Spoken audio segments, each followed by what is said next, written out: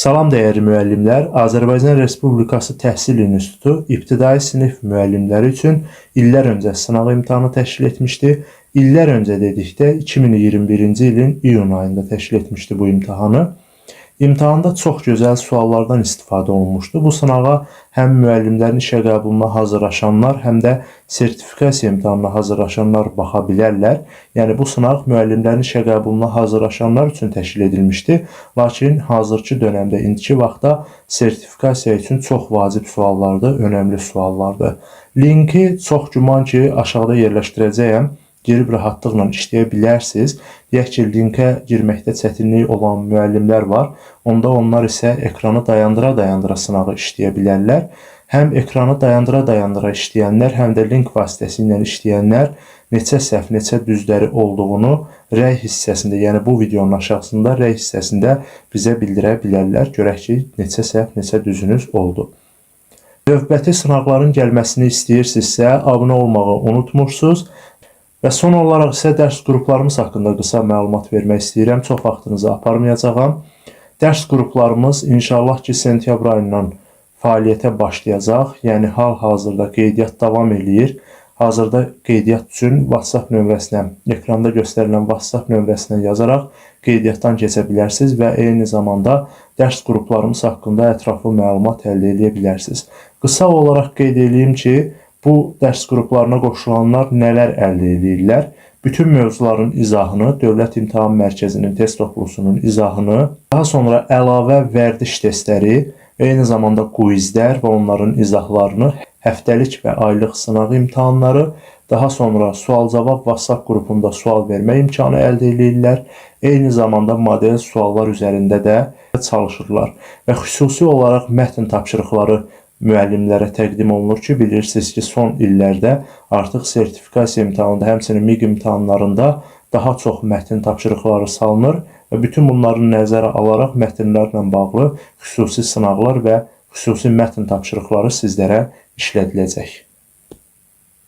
Qeyd edeyim ki, qrupda yerlər məhduddur. Yəni, qrupa qoşulmaq üçün indidən qeydiyyatdan keçə bilərsiniz. Qeydiyyat üçün isə əlaqə nömrəsi 055 623 1303 nömrəsidir.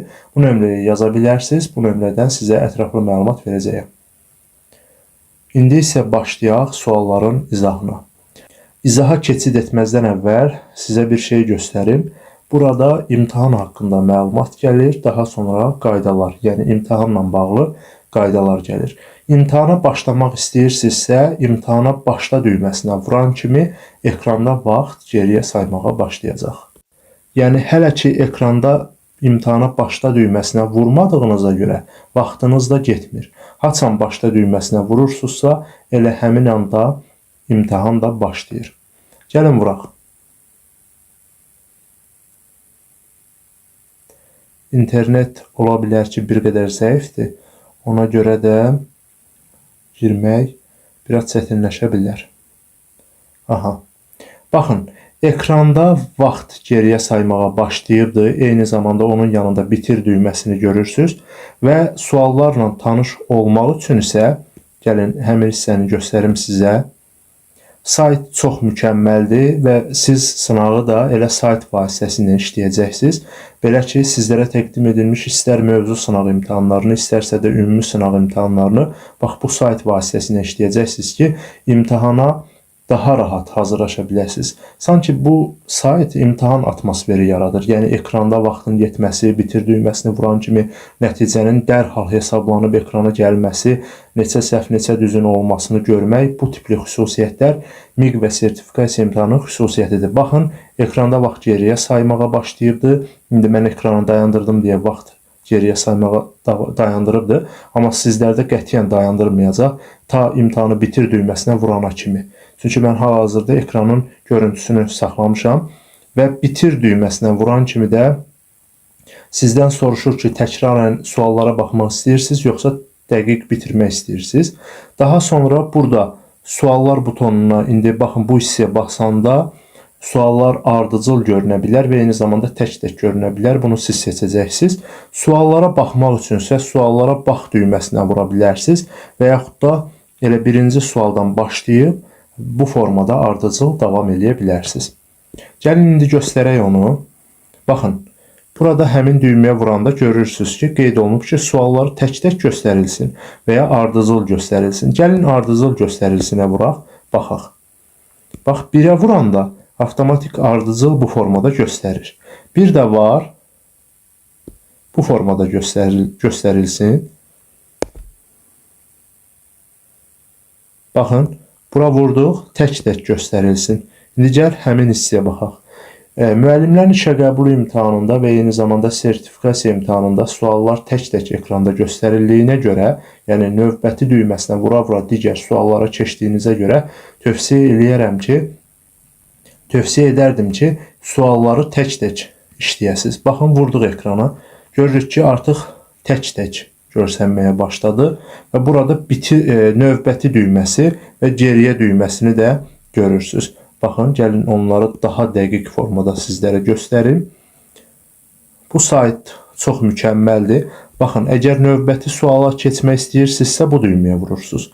Yox, əvvəlki suala qayıtmaq istəyirsinizsə, bu düyməyə vurursunuz. Bax, bu formada işləmiş olursunuz. Elə başlayaq sualların izahına. Birinci sualda bizdən soruşur ki, dovğa sözünün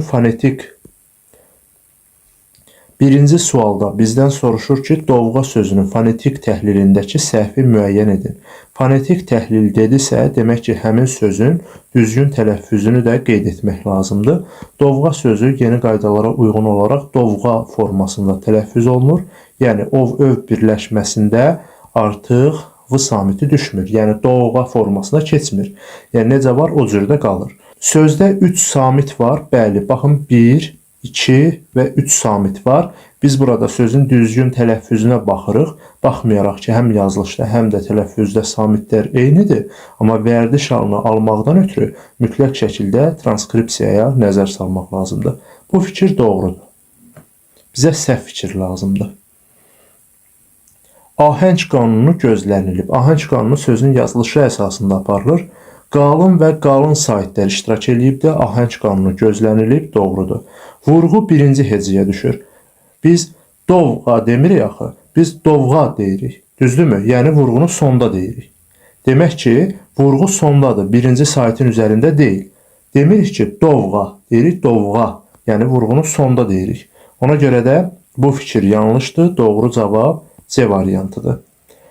O qalın saitdir, dodaqlanandır, açıq saitdir. Bu fikir də doğrudur. Sözün tələffüzündə o saiti iştirak edibdir. Əgər iştirak etməsəydi, o zaman biz bunu qeyd edə bilməzdik.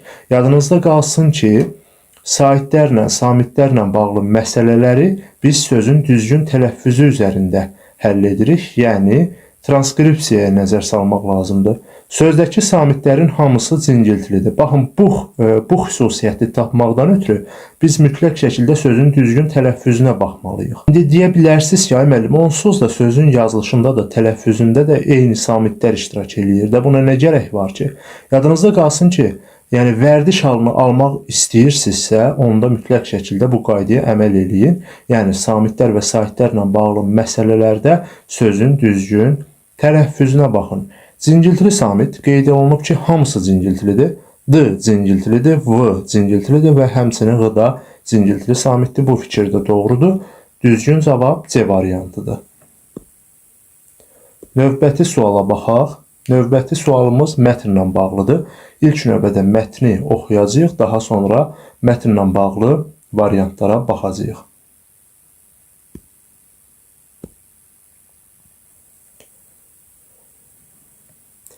Fransız cərrahı Dominik Clary 1766-1842 əyri cərrahiyyə iynəsi icad etdiyi üçün qızıl medalla təltif olunmuşdu.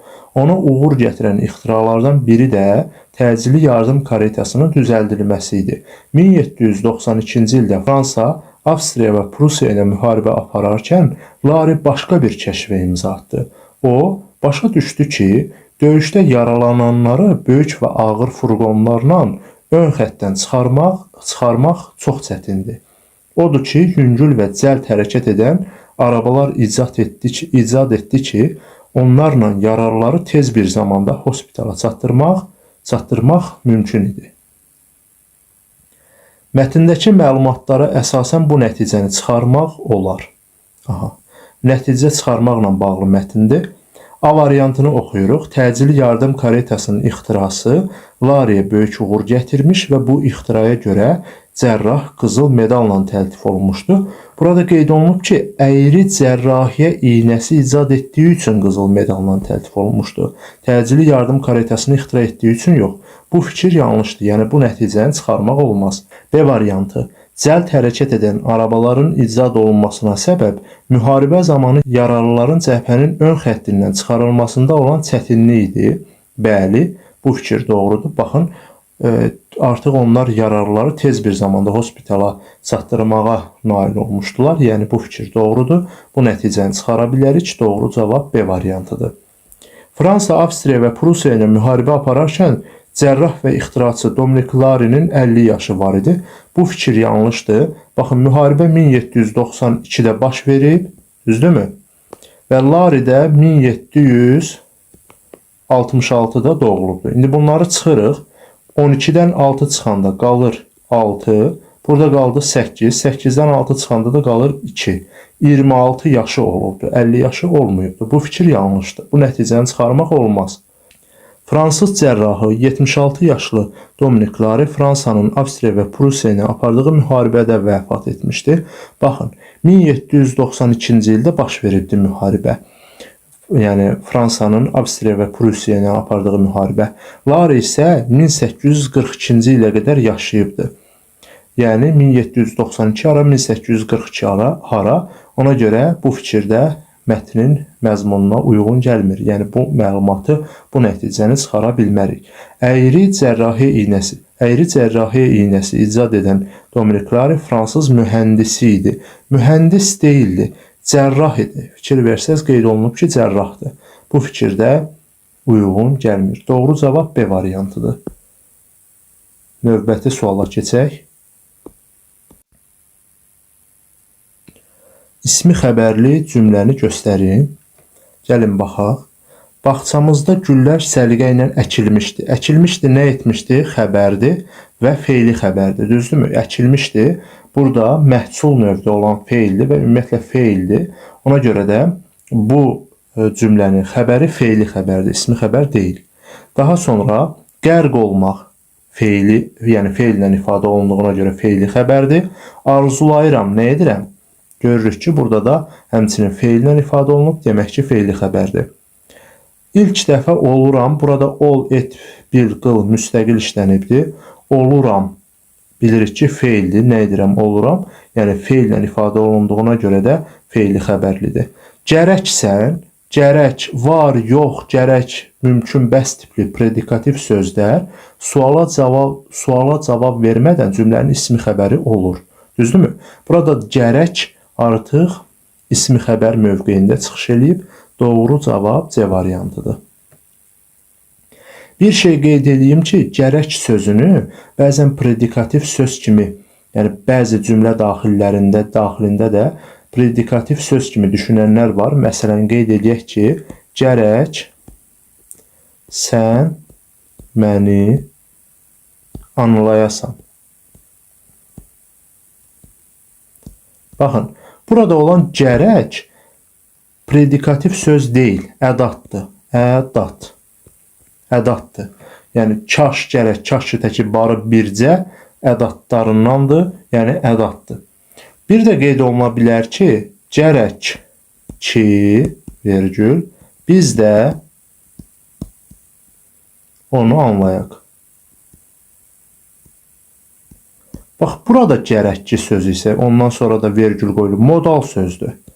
Modal söz.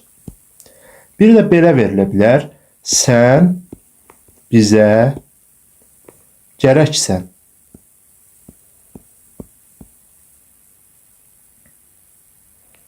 Cümlənin artıq burada xəbəri oldusa, demək ki, o predikativ sözdür və predikativ söz də suala cavab vermədən cümlənin ismi xəbəri olur. Yəni, onlar isim deyil, yəni gərək sözü burada isim deyil. İsmi xəbər rolunda çıxış eləyir. Yəni, suala cavab verməyən sözlərimiz var. Var, gərək, mümkün, bəs. Bax, bu tipli sözlər suala cavab vermədən cümlənin ismi xəbəri olur. Doğru cavab C variantıdır. Növbəti sual. Antonim sözləri göstərin. Hündür, uca. Bax, bu sözlər sifətdir, eyni zamanda yaxın mənalı sözdür. Antonim olması üçün o sözün əks mənalı olması lazımdır. Əks mənalı olsa o zaman antonim hesab etmək olar. İlk baxışdan sevinç və kədərli sözləri bir-birinə əks görünsələr də antonim deyirlər. Yadınızda qalsın ki, antonim sözlərin mənasını bilmək kifayət etmir. Yəni onların əks mənalı olması, yəni məzmununun deyək ki, əks məna bildirməsi hələ o sözlərin antonim olması demək deyil. Antonim olması üçün iki tələb ödənməlidir. 1. Həmin sözlər əks mənalı olmalıdır məzmun baxımından, həm də eyni nitq səsi olmalıdır. Baxın, burada sevinç isimdir. İsim, sevinç nə? Kədərli isə sifətdir. Fərqli nitq hissələri olduqlarına görə bu sözlər bir-birindən əks mənalı deyil. Əks mənalı olması üçün isim sxeminə uyğun olmalıydı. Baxın, bura isimdirsə, demək ki, digər tərəfdə isim olmalıydı. Və yaxud da sifətdirsə, o zaman digər tərəfdə sifət olmalıydı. Və yaxud feildirsə, o zaman digər tərəfdə feil olmalıydı. Yox, əgər sifət verilibsə bir tərəfdə, digər tərəfdə feili sifətdirsə, o zaman biz onun antonim olmasından danışa bilmərik. Nə olsun, feili sifətdə də sifət var. Ən nəhayətində o feildirmi? Bəli, feildir. Onda o sözü biz antonim hesab edə bilmirik. Bu sxem olmalıdır ki, antonim olsun. Yağlı, yağsız. Yadınızda qalsın ki, köklər eynidirsə, o sözlər antonim olmur. Əks mənalı olmur. Yəni, eyni köklü sözlər antonim olmur. Bunu bir qayda olaraq qeyd edə bilərsiniz qayda dəftərinizə. Eyni zamanda yadınızda qalsın ki, yəni yağlı, yağsız bir-birinə əks görünürlər məzmun baxımından. Fikir versəz, nitq hissəsi baxımından da eynidirlər. Amma eyni köklüdürsə, demək ki, əks mənalı deyil. Yəni, antonim deyil. Gec, tez sözləri. Bəli, gec, tez bir-birinin əksi olan sözlərdir. Nitq hissəsi baxımından da eyni bir nitq hissəsidir. Yəni, zərfdir hər ikisi. Ona görə doğru cavab D variantıdır. Zaman, vaxt sözləri. Zaman, vaxt sözləri yaxın mənalı sözlərdir. Yəni, zaman gedir, vaxt gedir. Yəni, hər ikisi isimdir. Hər ikisi də bir-birinə yaxındır. Bizə isə əks mənalı sözlər lazımdır. Doğru cavab D variantıdır. Növbəti sual.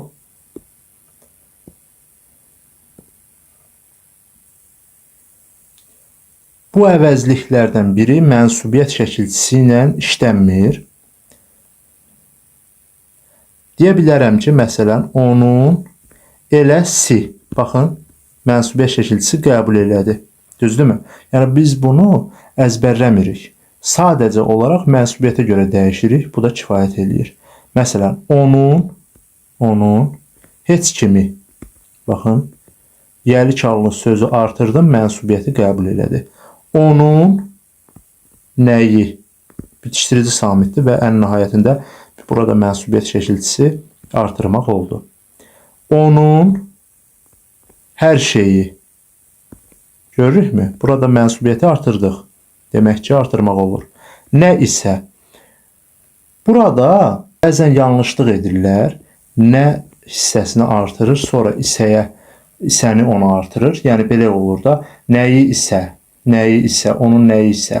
Siz burada birinci tərəfə artıra bilməzsiniz. Yəni, artırılan hal və ya mənsubiyyət şəkilçisi isədən sonra artırılmalıdır. Yəni, bu hissə artırılmalıdır. Çünki bu sözün ortasına niyə artırırsan ki? Bu bir sözdür, mürəkkəb bir sözdür. Onun sonuna artırmaq lazımdır. Yəni, isədən sonra qoşulmalıdır. Onun nə hissəsi deyə bilmirik axı. Yəni, mürəkkəb əvəzlikdir və bu nə isə sözündən kim isə, baxın, kim isə, nə isə mənsubiyyət şəkilçisi qəbul etmir. Doğru cavab D variantıdır.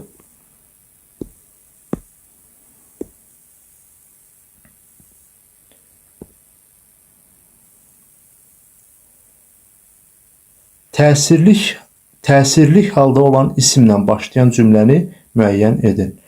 Müəllimlərin işə qəbulunun ən məşhur sual növlərindən biridir. Həmçinin sertifikasiya imtahanında da bu tipli sual bir dəfə istifadə olunubdur. Gəlin B variantı ilə başlayaq. Onu neçə vaxt idi ki, görmürdüm. Onu. Burada kimi sualına cavab verir, eyni zamanda təsirli halda olan əvəzlikdir. Təsirli halda olsun, amma isim olsun. Burada isə əvəzlikdir. Ona görə B variantını çıxıram. Baxın, şərtdə diqqətli olmaq lazımdır. C variantında qeyd olunub ki, gözləri qapqaraydı. Mən burada əgər ini təsirli hal şəkilçisi düşünsəm, yanlışlıq eləyərəm. Yəni təsirli hal şəkilçisidir və eyni zamanda göz ismidir deyib C variantını da götürə bilərəm. Amma bu sözün əvvəlinə onun, yəni yəli çallı söz artırıram. Onun gözləri qapqaraydı deyə bilirəmmi? Bəli, deyə bilirəm. Demək ki, burada olan i mənsubiyyət şəkilçisiymiş. Mənsubiyyət şəkilçisiymiş və yaxud da öz əvəzliyini artıraq. Öz gözləri qapqaraydı. Artıra bildimmi? Artıra bildim. Demək ki, burada mənsubiyyət şəkilçisidir bu və eyni zamanda başqa hal şəkilçisi üzərində olmadığına görə biz bu sözü adlıq halda hesab edirik. Adlıq. Yəni başqa hal şəkilçisi olsaydı, o zaman biz deyə bilməzdik. Amma lərdən dərhal sonra mənsubiyyət şəkilçisi var, başqa hal şəkilçisi yoxdur. Ona görə də adlıq halda hesab olunur. Sonra oxuyanları tədbirə dəvət etdilər. Oxuyan təsirli halda olan fe'li sifətdir. Baxın, an fe'li sifətin şəkilçisi var və təsirli haldadır. Amma belə deyək də, təsirli halda olan isim deyil, fe'li sifətdir. Ona görə bu variantı da çıxırıq. Körpələri təzə palataya köçürdülər. Körpə sifətidir. Lər idə təsirli hal şəkilçisidir. Bəli, təsirli haldadır. Amma burada sifət təsirli haldadır. İsim təsirli halda deyil. Deyə bilərsiniz ki, körpələri təzə palataya köçürdülər. Kimi, kimləri, yəni ismin sualına cavab verir də. Axı biz nəyə görə? Baxın, körpə sözü sifətdir. Lər şəkilçisi artırmaqla o sifəti isimləşdirmişik. Nitq hissəsi dəyişdimi? Xeyr, dəyişmədi. Nəyə görə dəyişmədi? Çünki nitq hissəsinin dəyişməsi üçün həmin sözə qrammatik şəkilçisinin artırılması əsas deyil. Qrammatik şəkilçisi sözün nitq hissəsini dəyişə bilmir. Qrammatik şəkilçi sadəcə sözün formasını dəyişə bilir. Sözün mənasını dəyişən, nitq hissəsini dəyişən leksik şəkilçidir. Və burada leksik şəkilçi olmadığına görə demək ki, elə körpə sözü sifət olaraq qalıbdır. Yəni isimləşib və isimləşmiş sifətdir. Amma isim deyil. Yəni isimləşmək isim olmaq demək deyil. Yəni müvəqqəti həmin nitq hissəsinin müəyyən bir funksiyalarını özündə daşıyır. Ona görə biz burada görürük ki, sifət təsirli halda işlənibdir. Ona görə E variantını da götürmürük. Kitabları səliqə ilə kitab rəfinə yığmışdılar. Onun kitabları səliqə ilə kitab rəfinə yığmışdılar deyə bilmədim. Öz kitabları səliqə ilə rəfə yığmışdılar deyə bilmədim. Demək ki, təsirli hal şəkilçisidir ki, deyə bilmirəm. Adətən müəllimlər belə bir yanlışlıq edirlər ki, deyirlər ki, öz kitablarını, ora bir n da artırır, yəni kitabları sözündən sonra n da artırır, səliqə ilə kitab rəfinə yığmışlar. Artıra bildim də, ay müəllim, axı burada mənsubiyyət şəkilçisidir artıra bildiyimə görə, yəni yəli çalı söz artıra bilirəmsə, demək ki, mənsubiyyət şəkilçisidir. Sən orada cümlə necə verilibsə, elə o formada həmin onun öz əvəzliyini artırmalısan. Şəkilçini əlavə etmək olmaz. Bu qəti qadağandır. Belə hal yoxdur. Yəni ən incə detal budur. Bunu da qeyd dəftərinizdə qeyd edə bilərsiniz. Əgər biz hansısa bir şəkilçinin mənsubiyyət şəkilçisi olduğunu düşünürüksə, onun əvvəlinə onun və ya öz əvəzliyini artırırıqsa, eyni zamanda sözün özünə də bir şəkilçi qoşuruqsa, biz yanlışlıq edirik. Yəni onun öz artırırıq əvvəlinə, amma özünə şəkilçi artırmaq yol verilməzdir. Bunu mütləq şəkildə yadınızda saxlayın.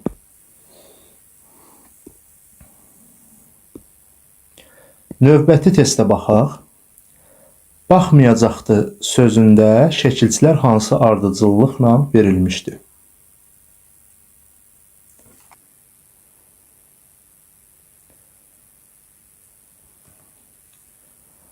Bax sözün köküdür. Ma inkar şəkilçisidir. Y bitişdiricidir. Acaq zaman şəkilçisidir. Eyni zamanda dır da şəxs şəkilçisidir. Şəxs xəbərlik şəkilçisidir. Yəni ardıcıllıq belədir. İnkar, zaman, şəxs. Doğru cavab C variantıdır. Kifayət qədər rahat sualdır. Amma rahat olmasına baxmayaraq qarşımıza bu tipli sual da çıxa bilər.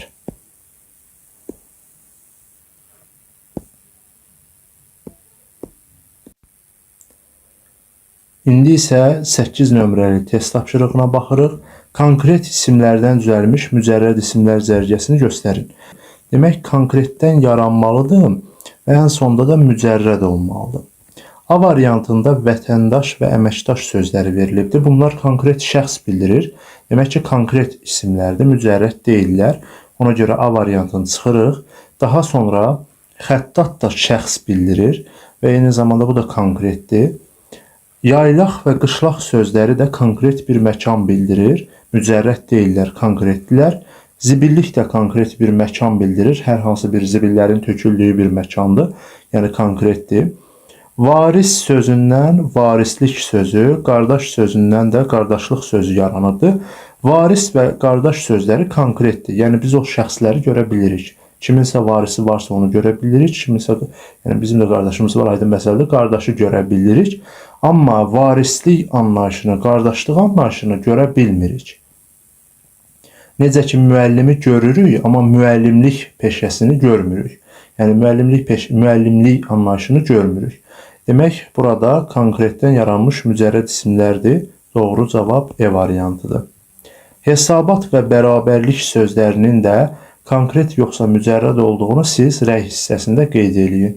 Baxaq görək kim doğru qeyd eləyəcək bu anlayışları. Yəni bu sözlərin konkret yoxsa mücərrəd olduğunu kim doğru qeyd eləyəcək. Keçək növbəti testə. Hansı cümlədə bağlayıcılar düzgün işlənməyib? Düzgün işlənməyən variant lazımdır.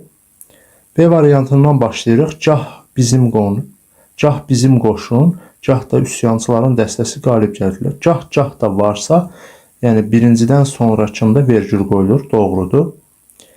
Bir qız tanıyırdım, lakindən əvvəl vergül qoyulub, bu fikir də doğrudur. Nə də varsa, yəni ikincidən əvvəl, birincindən də sonra vergül qoyulmalıdır, bu da doğrudur. Deyə bilməyəcəyəm, yəni deməyə ixtiyarım yoxdur.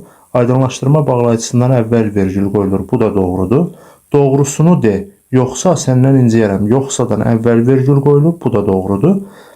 Vaqif ehtiyat edirdi, vergül, çünkidən sonra yox, əvvəl vergül qoyulmalıydı, bu yanlışdır. Yəni yanlış olan A variantıdır.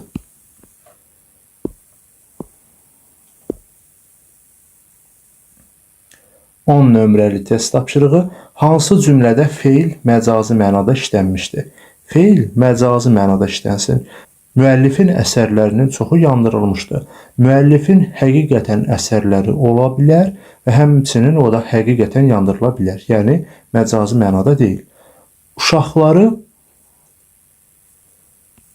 Uşaqlar kağızları yerdən götürdülər. Uşaqlar həqiqətən yerə kağız tökülə bilər, dağıla bilər və onlar kağızı yerdən götürə bilərlər. Daha sonra müəllim uşaqlara dərsi oxumağı tapşırdı. Müəllim həqiqətən uşaqlara dərsi oxumağı tapşıra bilər. Dənizçinin üzü gündən qızarmışdı. Dənizçinin üzü həqiqətən də gündən qızara bilər. Yəni həqiqi mənadadır. İmtahandan kəsilməsinə baxmayaraq dərsləri öyrənmədi. İmtahandan kəsilmək. Məgər bizi imtahanda kəsib doğrayırlar ki, yox. Yəni imtahandan kəsilmək məcazi bir anlayışdır və kəsilmək sözü də feildir və orada məcazi mənada işlənmişdir. Doğru cavab C variantıdır. 11. Mənim illərlə oxuduqlarım mənə bəs edər cümləsində feili birləşmə hansı cümlə üzvü vəzifəsində işlənmişdir? Bəs edər nə? Mənim illərlə oxuduqlarım. Kimə bəs edər? Mənə tamamlıq. Düzdürmü? Feili birləşmə hansı cümlə üzvü vəzifəsindədir? Mənim oxuduqlarım, baxın, Feilli birləşmədir. Feil, yəni burada dıq varsa, yəni ımın olması bizə vacib deyil, dığın olması bizə vacibdir. Məsələn, qeyd olunur ki, mənim yazdığım. Düzdürmü? İndi burada yel çar şəkilçisi var və burada da mənsubiyyət şəkilçisi var. Biz normalda bunu üçüncü nöqtəyini söz birləşməsi götürməliydik, yəni ismi birləşmə götürməliydik. Amma dıq üstəgəl mənsubiyyət varsa, onda o feili sifətdir, yəni feili birləşmə formalaşdırır. Həmçinin burada dıq mənsubiyyət var. Demək ki, feili birləşmədir və hansı cümlə üzvü vəzifəsindədir? Mübtəda vəzifəsindədir. Doğru cavab A variantıdır. 12. Cümlələrin birində qoşma işlənmişdir. Qoşmanın işləndiyi variant lazımdır. Doğru söz acı olar. Burada doğru sözü sifət mövqeyindədir. Sifət. Yəni söz isminə aiddir. Ona görə A variantını çıxırıq. Qabaq bunlar burada yox idi. Zaman zərfidir. Qabaq nə zaman? Demək ki, burada zərfdir. Zərf. Bəri gəl, başım taxtı. Bəri burada zərfdir. Yəni buraya gəl, bəri gəl. Ona görə qoşma deyil. Bunu çıxırıq. Sən əsasən mənə inan. Əsasenin hər iki tərəfindən vergül qoyulub. Demək ki, modal sözdür. Modal söz. Bəri burada zərfdir.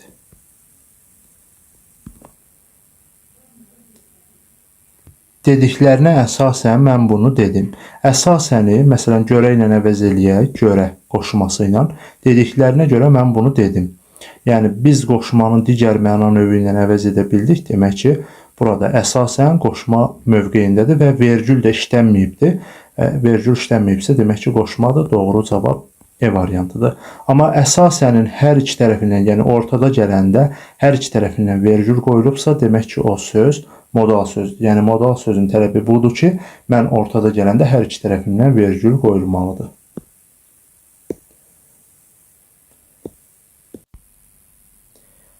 Sadə söz birləşməsi işlənmiş cümləni müəyyən edin. Sadə söz birləşməsi dedikdə nə deyir? Yəni, ən azından iki sözün birləşməsi olmalıdır. Məsələn, ağacın yarpağı. Düzdürmü? İki dənə sözün birləşməsi varsa, bu sadə söz birləşməsidir. Yox, üç və daha artıq sözün birləşməsi varsa, o mürəkkəbdir. A variantı. Onun yeni şeiri hamımızın xoşuna gəlmişdi. Hamımızın xoşuna gəlmək frazeoloji birləşmədir. Hamımızın xoşu da buna birləşir və hamımızın xoşuna gəlmişdi. Birlikdə xəbərdir. Nə onun yeni şeiri. Bax, bir söz, iki söz, üç sözün birləşməsi var. Demək ki, mürəkkəbdir. Mürəkkəb. A variantı deyil. Qayalar üzərində salınmış düşərgə çox gözəl idi. Gözəl idi nə? Düşərgə. Hansı düşərgə? Qayalar üzərində salınmış. Təyin vəzifəsindədir. Qayalar üzərində salınmış. Üç sözün birləşməsi var. Demək ki, mürəkkəbdir. Daha sonra C variantı qalsın. D variantı. Səid nəhəng sərnişin gəmisinin kapitanı kimi gözlərini uzaqlara dikmişdi. Gözlərini uzaqlara dikmişdi. Kim? Səid. Necə? Nəhəng sərnişin gəmisinin kapitanı kimi. Burada təyin vəzifəsindədir. Kimi köməkçi nitq hissəsidir. Nəhəng 1, sərnişin 2, gəmisi 3, kapitan 4. 4 sözün birləşməsi var. Demək ki, mürəkkəbdir. Bizə lazımdır ki, sadə söz birləşməsi olsun. Ona görə D variantında çıxıram. Günəşin ilk şüaları görünəndə biz yola çıxdıq. Günəşin ilk şüaları görünəndə nə vaxt, nə zaman? Görürük ki, burada zərflik vəzifəsindədir və günəşin ilk şüaları görünəndə 4 sözün birləşməsi var. Demək ki, mürəkkəbdir. Mürəkkəb söz birləşməsidir. Evinə gələn sürücü nahar fasiləsində dincəlirdi. Dincəlirdi kim? Sürücü. Hansı sürücü? Evinə gələn sürücü təyin vəzifəsindədir. Nə zaman, nə vaxt dincəlirdi? Nahar fasiləsində zərfli idi. Baxın, evinə və gəlmək sözləri var. İki sözün birləşməsidir. Demək ki, sadə. Eyni zamanda nahar fasiləsində də zərfli idi. və söz birləşməsidir də, düzdürmü? Nahar fasiləsində. Demək ki, bu sözdə iki sözün yəni bu birləşmədə iki sözün birləşməsinə əmələ gəlib, demək ki, o da sadədir. Doğru cavab C variantıdır.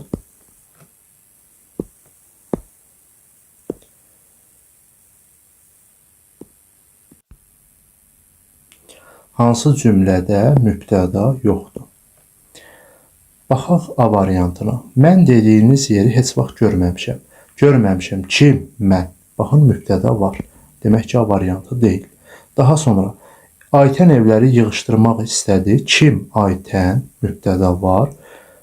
Nənə qonaqlara dadlı plov dəmlədi. Kim dəmlədi? Nənə. Burada da mübtəda var. Çayın şırıltısı insanların ruhunu sakitləşdirirdi. Nə? Sakitləşdirirdi. Nə? Çayın şırıltısı. Söz birləşməsinə ifadə olunmuş bir mübtədadır. Fərqi yoxdur, mübtədadır. Daha sonra dərslərini oxuduqdan sonra həyətə düşüb gəzdilər. Baxın, gəzdilər kim? Onlar. Mübtəda yoxdur, amma bərpa etməyə çalışırıq. Onlar. Görürük ki, üçüncü şəxsdədir. Və dərslərini oxuduqdan sonra nə vaxt, nə zaman? Yəni, burada mübtəda yoxdur. Və onu özümüzdən artırırıq. Görürük ki, onlarmış əslində bu sözün mübtədası. Demək ki, burada mübtəda yoxdur. Doğru cavab B variantıdır.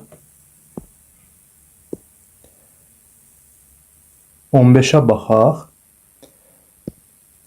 İxtira sözünün səs tərkibi ilə bağlı hansı fikir səhvdir? Bu sözün düzgün tələffüzü ixtira formasındadır. Baxaq. Ahəng qanuna tabe deyil. Bəli, tabe deyil. İkincə bir qanun sait var. Bu fikir doğrudur. Bizə səhv fikir lazımdır. Sözdə iki qapalı, bir açıq sait var. Bəli, iki qapalıdır. Biri isə açıqdır. Yəni, ilər qapalıdır, A isə açıqdır. Bu fikir də doğrudur. Vurğusu sonuncu hecanın üzərindədir. İxtira. Bəli, vurğu sonuncu saitin üzərindədir. İxtira demirik ki, ixtira demirik ki, ixtira vurğu sonuncu saitin üzərindədir. Bu fikir də doğrudur. Yazılışı ilə tələffüzü arasında bir fərqli məqam var. T-dı əvəzlənməsidir. Bu fikir də doğrudur.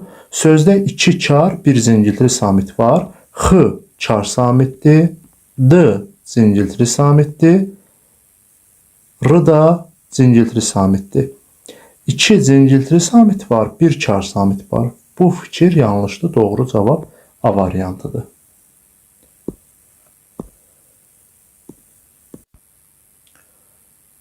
Növbəti sualımız mətnlə bağlıdır.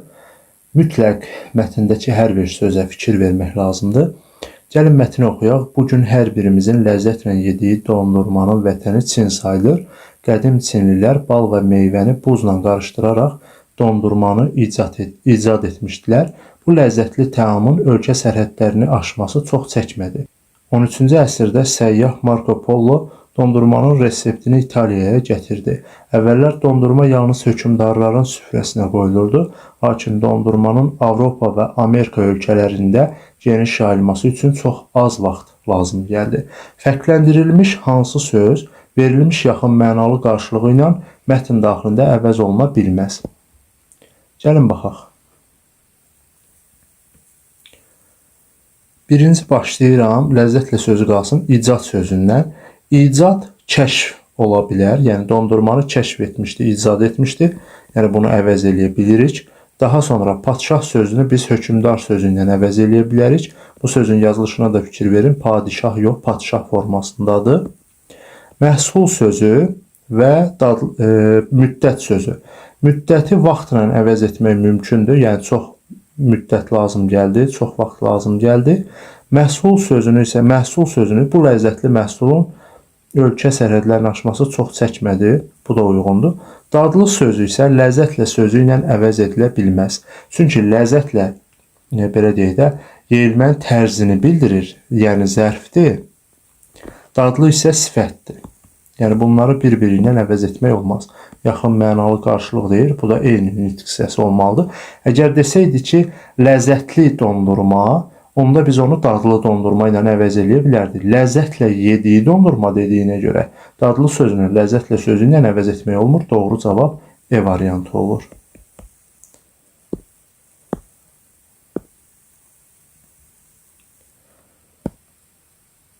Sözlərdən birində eyni səs müxtəlif hərflərlə işarə olunmuşdur. Baxın, bu tipli test tapşırığını yerinə yetirmək üçün mütləq şəkildə sözün düzgün tələffüzünə baxmaq lazımdır. Burada t-dı əvəzlənməsi baş verir. Eyni səs, baxın, mədə sözündə də d var. Yəni yazılışında yox, tələffüzündə d var. Rəftar sözündə də artıq t-dı əvəzlənməsi baş verdi. Yəni d var. Eyni səsdir, yəni 2d səsidir. Müxtəlif hərflərlə işarə olunubdur. Biri t ilə, biri də d ilə əvəz olunubdur, işarə olunubdur. Demək ki, elə doğru cavab A variantı olacaq. Kənd, küçə. Burada k və k. İkisi də k-dır. Eyni səs, eyni hərflə ifadə olunubdur. Ona görə C variantını götürmürük. Uzun yaz sözlərində də z və z samitləri ilə z və z səslərini ifadə edir. Yəni, eyni hərf, eyni səsləri ifadə edir. Ona görə B variantı da deyil. Var, yar sözlərində həm A, həm də R samitləri ilə eyni cür yazılıb, eyni cürdə səslənir. Yəni, eyni hərflər eyni səsləri ifadə edir. Bizə isə lazımdır, eyni səslər müxtəlif hərflərlə işarə olunsun. İçki, bitki. Eyni hərflər eyni səsləri ifadə edir. Düzdürmü? Ona görə də bu variant bizim doğru cavab ola bilməz. 18. Məqsəd və intonasiyaya görə cümlənin növlərinə görə məntiqi ardıcıllığı tamamlayın. Onlar axşam atəş və top səsləri altında yola çıxası idilər. Var olsun müstəqil və demokratik Azərbaycan Respublikası. Uşaqlar, sabahki dərsə valideynlərinizlə birlikdə gəlin. Onlar axşam atəş və top səsləri altında yola çıxası idilər. Lazım şəklindədir və sonda da nöqtə işarəsi qoyulub. Demək ki, nəqli cümlədir. Nəqli. İkinci cümləmizin sonunda nida işarəsi qoyulub. Demək ki, nida cümləsidir. Və feilin əmr şəklində olduğuna görə də demək ki, əmr cümləsidir. Hansı cümlə növü çatmır? Təbii ki, sual cümləsi. Sual. Sonda nida işarəsi var. Demək ki, nida cümləsidir. Daha sonra baxın, sonda sual işarəsi var. Demək ki, sual cümləsi D variantıdır.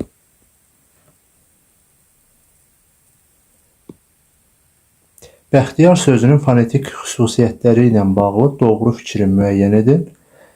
Bu sözün düzgün tələffüzü bəxtiyardır. Gəlin qeyd eləyək.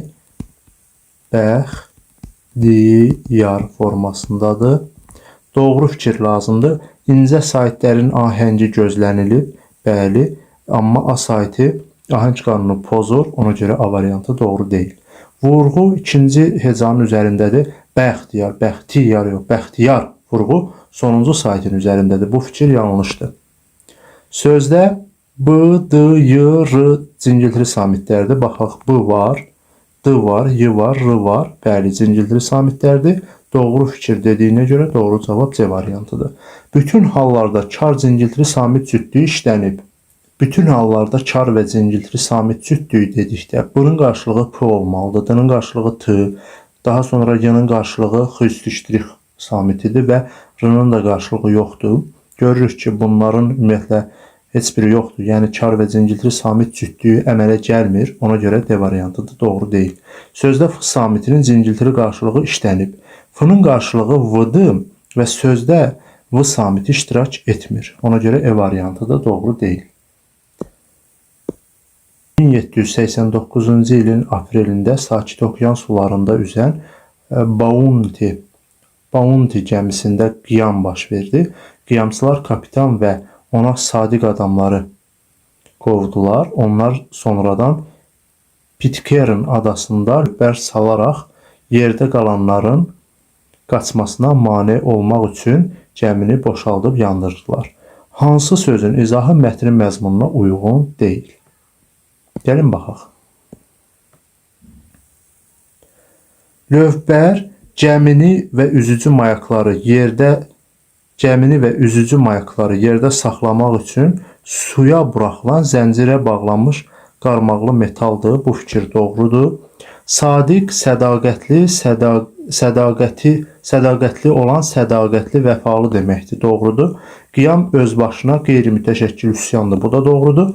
Ada hər tərəfi su ilə əhatə olmuş qurudur. Düzdür. Kapitan orduda hərbi rütbə. Kapitan orduda hərbi rütbə də ola bilər. Amma burada gəmidən söhbət getdiyinə görə gəminin kapitanından söhbət gedir. Bu məzmuna uyğun deyil. Doğru cavab C variantıdır. Belə dəyərli müəllimlər, yəqin ki bu video sizlər üçün faydalı oldu. Video sizlər üçün faydalı oldusa, videonu bəyənməyi, rəy yazmağı və videonu öz yaxınlarınızla, müəllim həmkarlarınızla, müdavimlərlə paylaşmağı unutmayın. Son olaraq bir daha qeyd edeyim ki, əgər siz bizim ödənişli sınaqlar və ya dərs qruplarına qoşulmaq istəyirsinizsə, ekranda göstərilən nömrənin WhatsApp-na yaza bilərsiniz və ətraflı məlumat əldə edə bilərsiniz. Sağ olun. Gələn videolarda görüşənə qədər. Hələlik.